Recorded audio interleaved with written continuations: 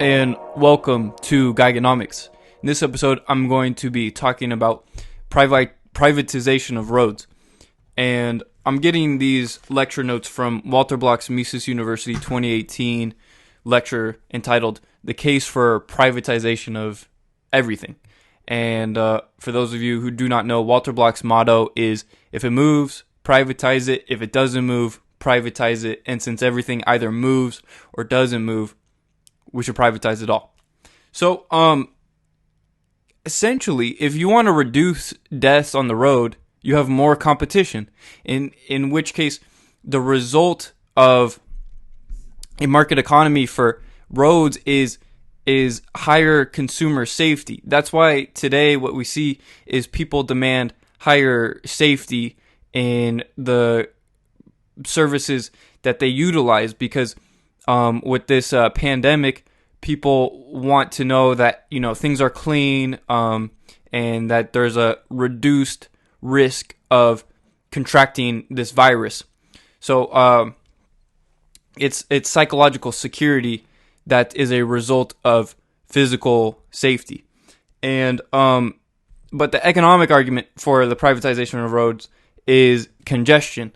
If you take an axis where on the y-axis you have the quantity of cars being used, and on the x-axis is time, using a 24-hour time period, then you'll see roughly between 6 a.m. and noon, you have a high peak of usage of the roads because people going to work on a 9 to 5 schedule, and then you have a lower amount of cars being used between maybe 11 and 2 to 3 p.m. And then it increases again, and you have another peak, or roughly from like 4 to 6 to 7 p.m.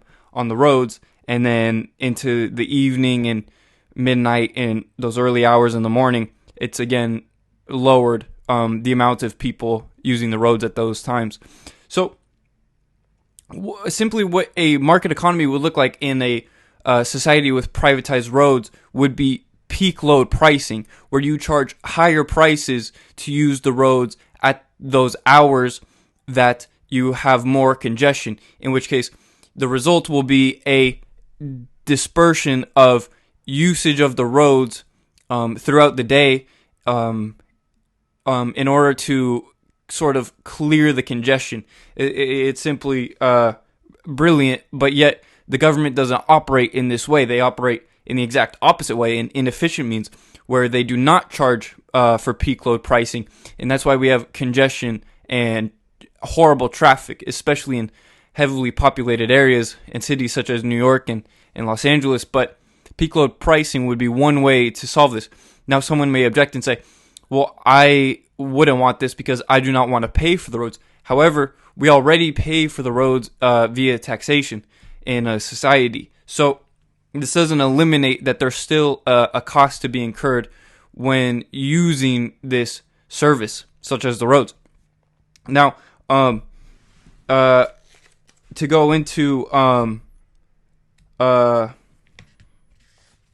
what the argument that, okay, well, even if we privatized all the roads, isn't it possible that someone could just charge $1 billion for me to use the road in front of my house? And again, you have to understand, this is coming directly from Walter Block. Instead of title insurance, there is access insurance. This would be insurance of accessing the roads in the free enterprise system. So the owner of the road is incentivized to have customers, not blockades. And this again is the operations of a market society. If you spend your money to utilize a service, that's the only way the entrepreneur or the owner of a good or service will make money. If you do not pay, then that road owner loses money. So again, as a result of the free market, what you would have is higher quantities of people choosing to use the roads that have more safety regulations. If a road, for example, demands that there's this little device in your car that you have to breathe in order to make sure that you're not drunk and operating the vehicle, then people may choose to use that road because they know that there's less possibility for drunk drivers to get on those roads. Yet the government, because it has a monopoly on the roads, does not necessarily have to implement any of these entrepreneurial devices that lead to the betterment of a society and increased well-being and safety. Another example or reason why we don't have privatized roads today is because in order for the government to obtain its tax revenue, it has to have access to everyone's homes. So if they have a monopoly on the roads, then they're able to gain access to everyone's homes. And so this eliminates private roads. Yet, it just conceptually, the first roads ever created were privatized. And there were systems that allowed for charging of higher prices.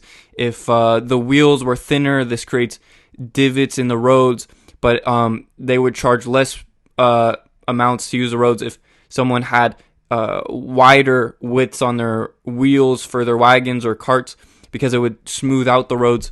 So it's these types of ideas that really help society, as well as not just the entrepreneurs make money and better roads, but also the consumers of the roads being able to have a better system to use and that with safer means. And again, this means in an anarchic order where you have privatization of everything, this could mean more regulations. For example, today, if someone drinks and drives, they lose their license for 365 days. But who's to say it should be 364 days or 366 days? Who knows? Maybe in anarchic order, we have, if you drink and drive, you lose your license for 10 years. I'm not sure what the equilibrium will be, but these are the types of ideas that we're going with.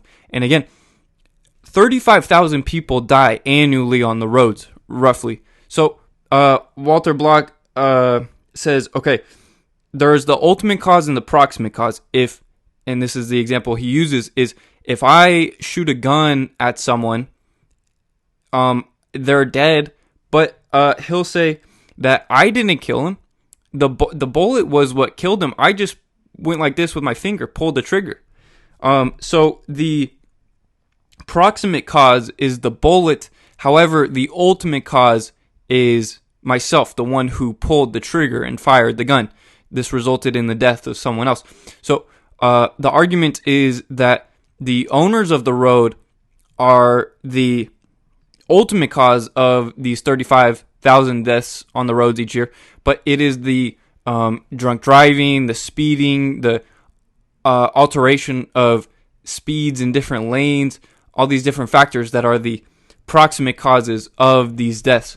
And I believe that the median is very dangerous. It separates the oncoming traffic ever so slightly. Maybe we need wider gaps of the median and maybe stronger barriers, or the sidewalks are very dangerous. They're right next to cars going 60 miles an hour. Maybe the sidewalks need to be wider and farther apart with their own blockade or median in between them and the cars. And the bikers, so many bikers get hit annually, and this is because they're going, again, right next to the cars, and there's nothing protecting the bikers from the cars.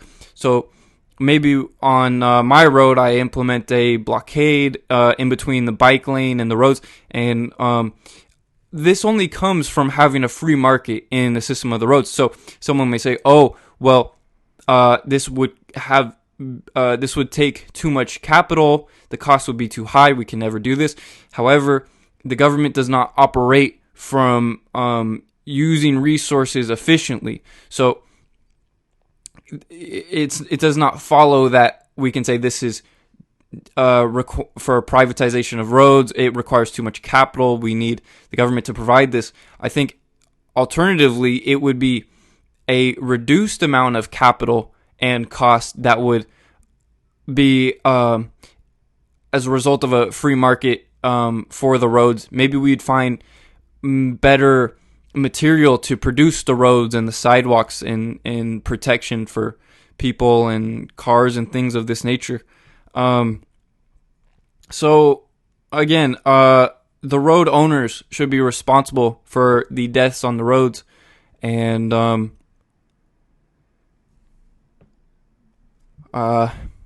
we'll leave it there for now.